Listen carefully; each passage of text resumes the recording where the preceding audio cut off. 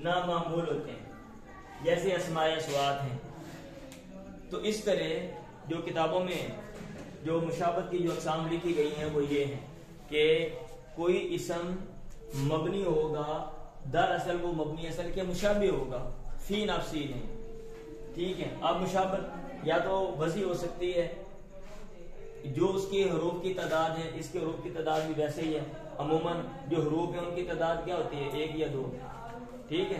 तो ये सूरत इसम में पाई जाए। और या फिर ये कि माना मबनी वाला इसके अंदर हो, जैसे इनका माना अस्माए शर्तिया में है, या फिर ये कि उसका इस्तेमाल मबनी असल वाला हो, जैसे अस्माए अफ़आल है, या फिर ये कि वो मोहताज हो इसम माना देने में दूसरे का, जैसा कि हरूफ मोहताज होते हैं मबनी असल। और या फिर ये है कि जैसे बाद हरूफ ना मिलना मामूल बनते हैं, ये सूरत बाद अस्मा में पाई जाए, जैसा कि अस्माए अस्वात।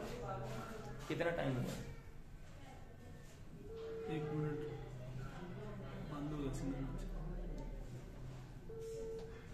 चलाया नहीं उसको, चल रहा है लेकिन 1 मिनट हुआ है उसको। क्या मतलब? से बंद हो गया था, तो दोबारा चलाया?